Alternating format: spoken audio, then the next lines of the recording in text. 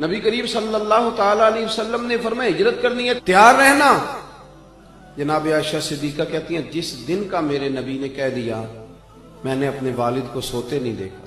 دن کے وقت تھوڑی آنکھ لگا لیتے لیکن ساری رات دروازے پہ کھڑے رہتے، ساری رات۔ یہ ذوق ہے، یہ شوق۔ اور ایسا بھی نہیں کہ منٹ منٹ پہ فون کر کے پوچھا جائے کہ کدوں کو جانا ہے، ایسا بھی نہیں۔ آ کے پوچھا نہیں، ایک دفعہ کہہ دیا سو کہہ دیا۔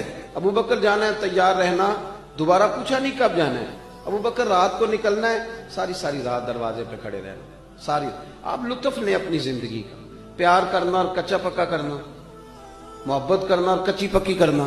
وہ کہہ جو دیا، بات ہو جو گئی، معاملہ طے جو ہو گیا، ایک دفعہ حکم مل جو گیا۔ جس کو بار بار کہنا پڑے اسے تو کہہ کے بندہ کئی دفعہ تنگ ہوتا ہے، یار اتنی دفعہ کہنا پڑا تو فائدہ کیا ہو گیا۔ کمال تو یہ ہے کہ حکم آ گیا تو بس آ گیا۔ جناب ابو بکر صدیق ساری رات دروازے پہ کھڑے رہتے، یارو ذرا اس مزے کو لے کے تو دیکھنا۔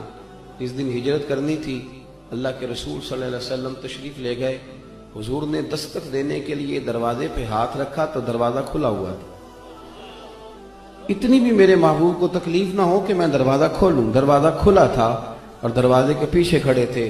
حضور بھی سارا کچھ ہی جانتے ہیں، اور امت کو سبق دینے کے لیے فرمایا ابو بکر سوئے نہیں تو رو پڑے۔ عرض کی حضور جس دن حکم دیا تھا اس دن کبھی رات نہیں سویا، کھڑا ہوں بس آپ نے کہا جو تھا جانا ہے، پھر کچی پکی باتیں کرنے کا کیا معنی۔ ساری رات کھڑے رہے، ساری رات انتظار۔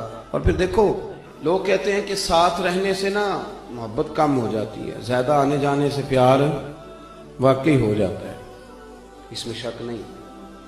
قدر کھو دیتا ہے ہر روز کا آنا جانا، لیکن یہ بھی اندر کا ہی معاملہ ہے۔ کچھ کے ساتھ آپ جتنا زیادہ رہتے ہیں اتنی محبت بڑھتی رہتی، عادت پڑ جاتی۔ تو حضرت ابو بکر صدیق زیادہ تشریحات نہیں پوچھتے تھے، حکم اشارتاً اور کنایتاً بھی ہوتا تو بات کو سمجھ جاتے، وقفے سے ملا کرو۔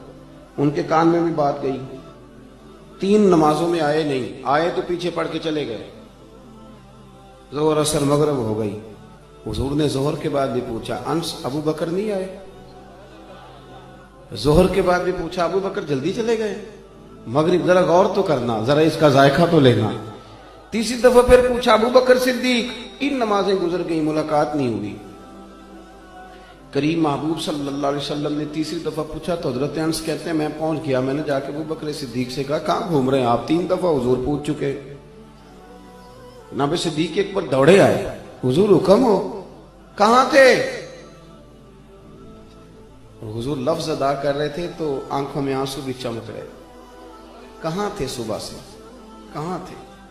جناب صدیق اکبر نے گھٹنے زمین پہ رکھ دیے اور ہاتھ باندھ دیے۔ عرض کی یا رسول اللہ میں قربان جاؤں، میری کیا جرت ہے، میں کیا بتاؤں کہ صبح سے میرا وقت کتنی مشکل میں گزرا ہے، پر محبوبہ وہ آپ نہیں تو فرمایا تھا ذرا وقفے سے ملو تو محبت بڑھتی ہے۔ تو حضور نے تھپکی دی کندھے پہ، میں نے کہا تھا پر تجھے تو نہیں نہ کہا تھا۔ وہ میں نے کہا تھا لوگوں سے، وہ تھے کچھ لوگ جن سے کہا تھا، پر ابو بکر تجھے تو نہیں نہ کہا تھا، تو نہ جایا کر یار، تو رہا کر، تو رہتا ہے تو طبیعت لگی رہتی، تو رہتا ہے تو بات بنی رہتی ہے، تیرا یہاں رہنا قرار دیتا ہے بعض اوقات۔ یار اس طرح کا وفادار آدمی، اس طرح کا رنگ، اس طرح کا مزاج، حضور فرمائے تو نہ جایا کر، تو رہا کر۔ میرے نبی کریم سید عالم نے سیدھا ہاتھ پکڑا ہوا ہے جناب ابو بکر صدیق کا، اور دوسرے ہاتھ میں پکڑا ہوا ہے سیدنا فاروق اعظم کا ہاتھ۔ مسجد سے باہر نکل کے جب آئے نا حضور یوں کر کے جیسے بادلوں کے بیچ سے سورج نہیں کبھی نکل کے آتا، اور کبھی چاند نہیں اچانک چمکتا تو وہ چھا جاتا ہے، حضور مسجد سے نکلے تو صحابہ کہتے ہیں دل خوش ہو گئے حضور کا چہرہ دیکھ کے۔ اور جب ہم خوش ہو رہے تھے نا تو حضور نے فرمایا میری اور ان کی رفاقت کو یہاں تک نہ سمجھنا، یہ جامع ترمذی میں موجود ہے، فرمایا یہاں تک نہ سمجھنا، فرمایا یہ جس طرح میں نے آج ان کا ہاتھ پکڑا ہے اور میں نکلا ہوں نا، جب میں قبر سے نکلوں گا پھر بھی میرا یہی طریقہ ہوگا۔